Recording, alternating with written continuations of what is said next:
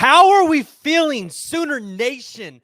Oklahoma lost to Arizona 38-24, and some Sooner fans on social media are having a little bit of a conniption, acting like the world's ending. And I put it like this on Around the Table Sports with Ty just a little bit ago.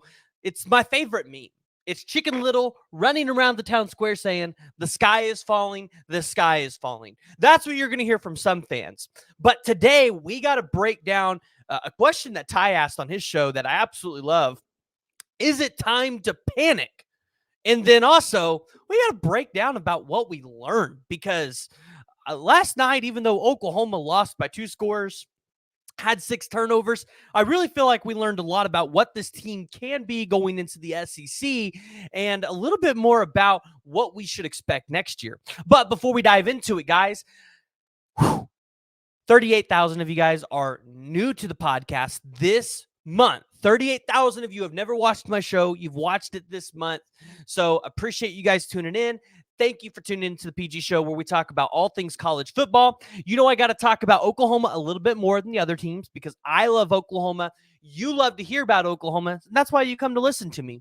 Additionally, if you haven't already, hit that like. And for the 78,000 of you that are not subscribed, do me a favor. Just check the box down below. Make sure you're subscribed. It really helps me out, guys, because I also got some big news personally coming on the way that I can't wait to share with y'all, and I hope that y'all are going to be around when we talk about this news, hopefully in February. All right. The Oklahoma Sooners. They played a bowl game last night, and they lost 38-24, and some Sooner fans on social media, they're acting a little bit sus, right? They're acting like the sky is falling, that Bill Bedenbaugh should get fired because we lost Caden Green, and the offensive line didn't play well last night. That's what those hater Hanks sound like on Twitter in my head, right? Oh, this Bill Bedenbaugh dude, he's not very good. Yeah, no. Okay. That take is terrible. You shouldn't be listening to anybody that has the take that Oklahoma needs to move on from Bill Bedenbaugh, right? Let's just put that out there now. That's a terrible take.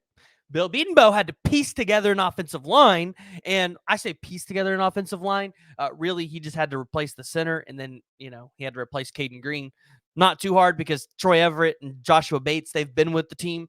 Caden Green's spot, I feel like might have been a little bit bigger of a loss, but at the end of the day, Bill Bedenbaugh did as best of a job as he could because he's had numerous guys hit the transfer portal, lead the program because, guys, it's quite frankly this way. Some of these guys just weren't going to be good enough to start over some of the other talent that we have here at Oklahoma. They're just not developing, whether that's they don't want to put in the work or they're just not developing, right? That's just how that works.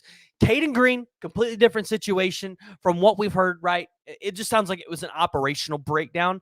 Does not sound like it was Bill Bedenbaugh's fault. So for the people that want to put Caden Green on Bill Bedenbaugh's fault, this is the door, then you should do this, right?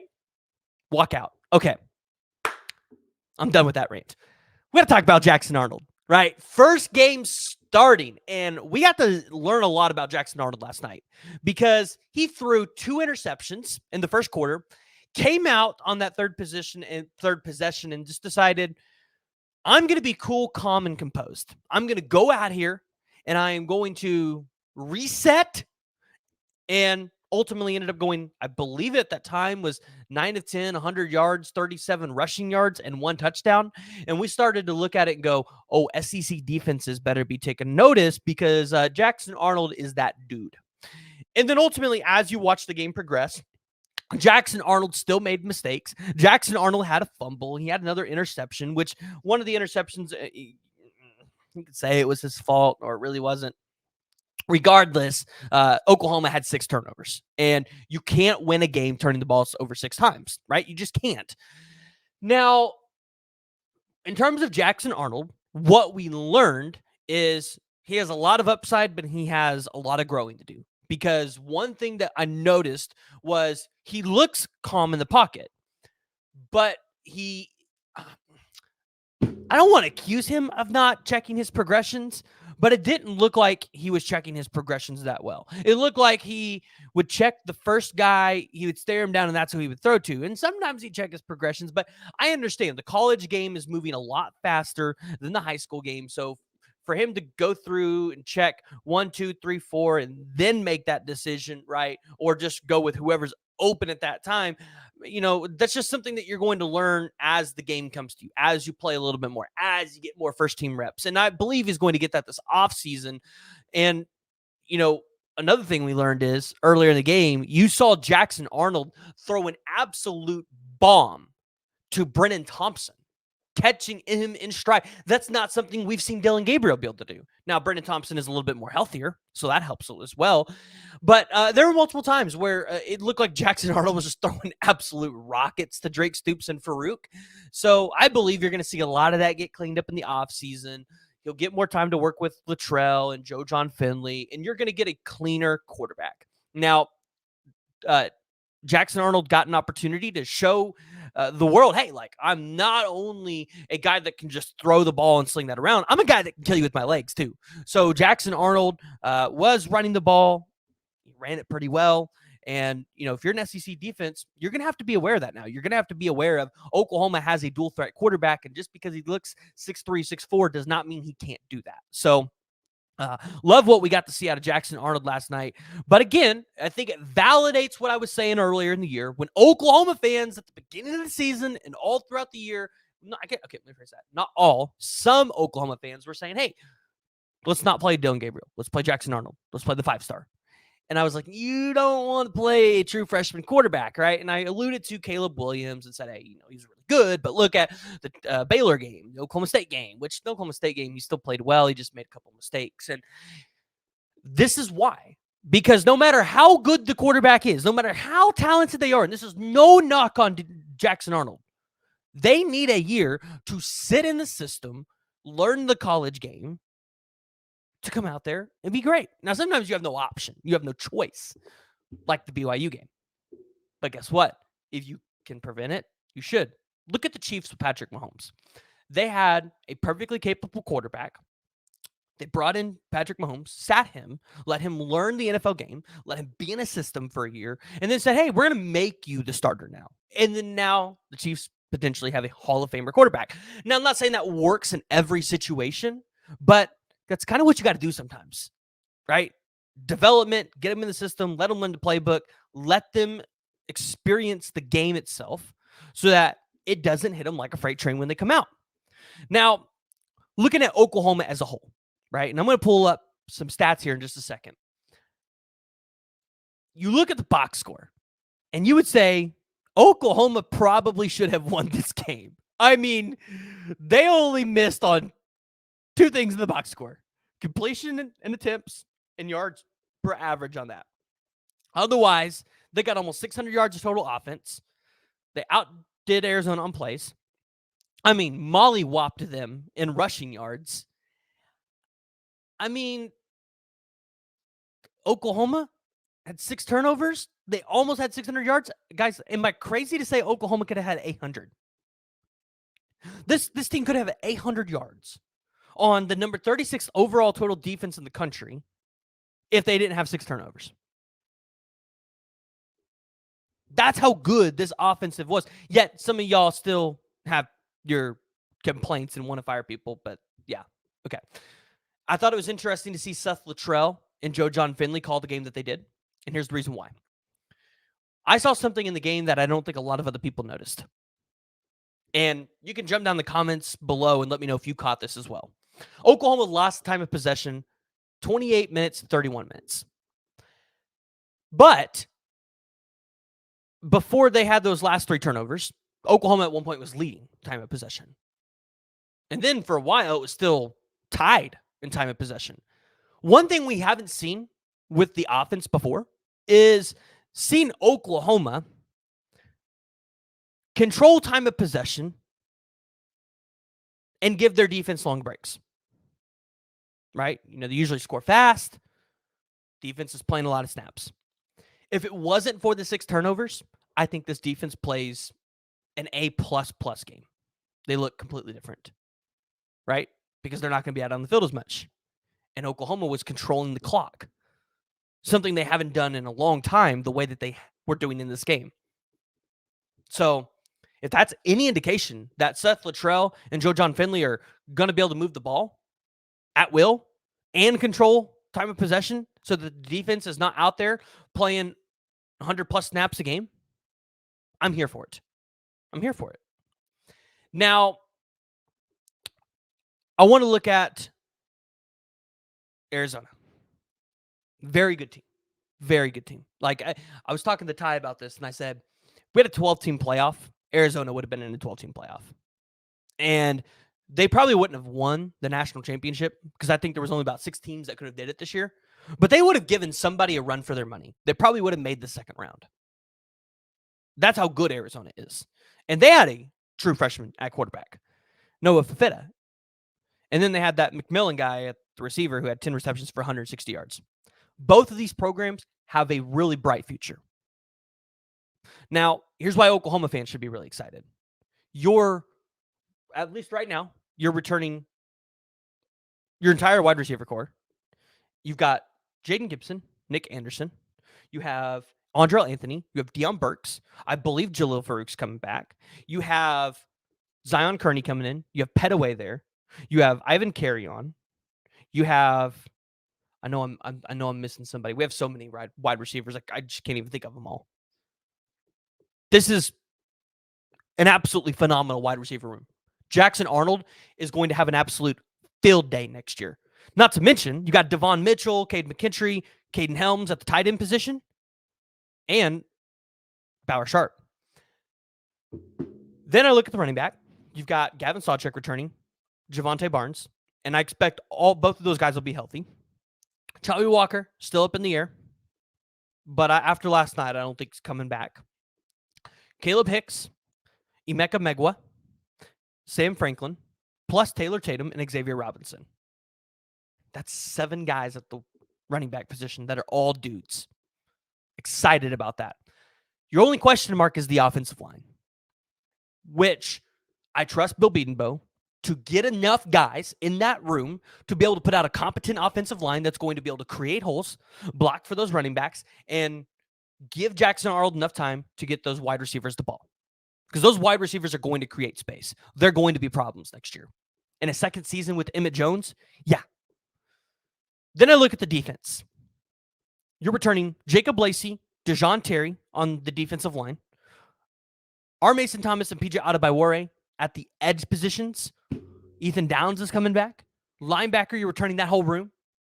Justin Harrington sounds like he's coming back. Then you're adding Des Malone to a loaded secondary. And we haven't even talked about Woody Washington, where a lot of people believe, and I've seen you guys talking about this all over social media. I've seen it in Discords, Woody Washington potentially coming back, which would be absolutely huge if Woody Washington came back. Because at that point, we're talking about a really good secondary to one of the best secondaries in college football next year. The question that you have is for the secondary, are they going to get better in zone coverage? Because that has been Oklahoma's pain point on the defensive side of the ball. Is the secondary. The secondary has to cover a little bit better and give the defensive line a little bit more time. But other than that, you really haven't had a whole lot of complaints with the defense this year. Like, at times, they bend, but they don't break. And at times, they've given up points. But, I mean, you're going to give up points sometimes. That's just how it works. Not every defense is going to come out and just be suffocating. I mean, Georgia can't even do that. In this day and age of college football, the athletes on the offensive side of the ball are just too good. But I'm really, really pleased at what I saw at the defensive side of the ball last night. I mean, Kip Lewis was an absolute dude at linebacker. Did y'all see his stat line? 7 total tackles, 6 solos, 1 sack, 2 tackles for loss. Kendall Dolby, 6 total tackles, 4 solos, 2 sacks, 2 tackles for loss. Danny Stutzman had a good night. Robert Spears Jennings came in from the backfield and completely laid a dude out for a tackle for loss. I mean, up and down the board, you had guys on the defensive side of the ball that were just absolutely causing havoc. I mean, our Mason Thomas, I don't know if some of you guys follow me on Twitter, but you guys see me tweet at Travis Davidson. And I said, is this our Mason Thomas's coming out party? Because our Mason Thomas was kind of living in that backfield. Same with Marcus Stripling, who announced that he's declaring for the NFL draft.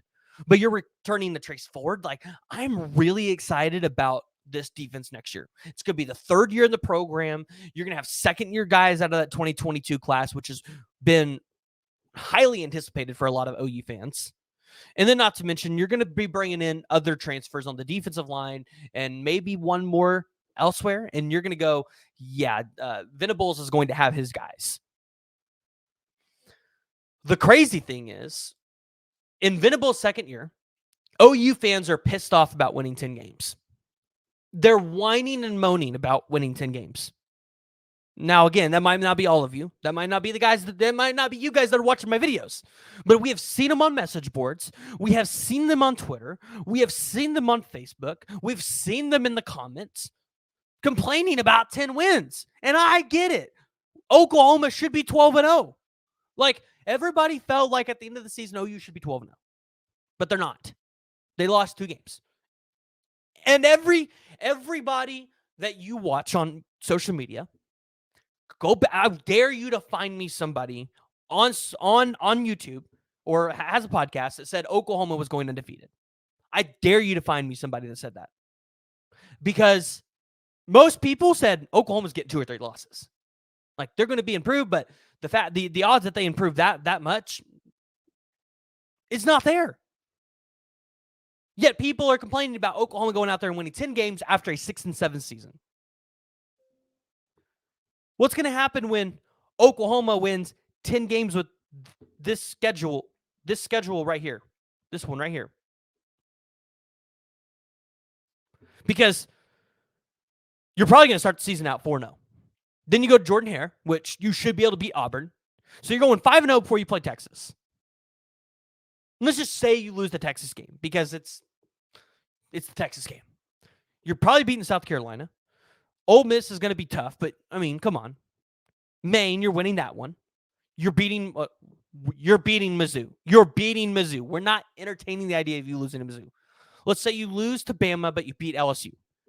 You end up 10-2 again. Are you guys really going to complain about 10-2 in the SEC, but you're going to complain about 10-2 after a 6-7 year? I mean, guys, this is what I'm realistically, like, I'm genuinely confused. And I get it. You lost your bowl game, so now you're 10-3, but that's a huge improvement. And for the people that think, well, we lost the game and we didn't beat Kansas and that's going to hurt recruiting. It doesn't hurt recruiting. I promise you it doesn't. Recruits look at key things. They look at facilities, relationships. They look at development on the field. Shoot, Venables could have won 3 games last year, 6 games this year, 9 games next year. And recruits are going to look at that and go, oh, wait, Venables is improving year over year. His players are developing. He's putting more guys on the defensive side of the ball in the league. Maybe I want to play for Brent Venables. Maybe I want to go to Oklahoma. That's what they think. And I know this because I talk to recruits and I ask them, why? Why did you commit here? And 90% of the time, it lies in that category. You don't see them go, oh, well, Oklahoma lost that game, so that's why I didn't go there. No, that's not what it is. Somebody else just has a better relationship. Sometimes somebody just drops a bigger bag than somebody else, and the other team doesn't want to pay it. It's just how it works sometimes. So for those of y'all that complain about 10 wins, I don't know what to tell you. So later this week, we're going to have Jay and Cooper with Unfair Sports on. We're going to recap the season for Oklahoma. We're going to have Jalen Ross from the Blitz Period podcast doing the same thing. Those will be 2 separate videos, though. And then we'll also, on Saturday morning, we're going to have a transfer portal update. There's some things going on the transfer portal side of things that I want to talk about. I want to hear you guys. Want to hear y'all's thoughts. So again, make sure you're subscribed so that you're able to see that content pop up, right? You guys are already watching my videos, so you should just be subscribed already. And then hit that like button. Make sure you're jumping down in the comments, joining the discussion. I'm trying to be a little bit better about replying to comments, but sometimes when there's like 100 of them, it just gets a little hard. But I promise, I'm going to try to get better at that. So hit that like, hit the subscribe button. Make sure you're jumping in the comments and joining the discussion.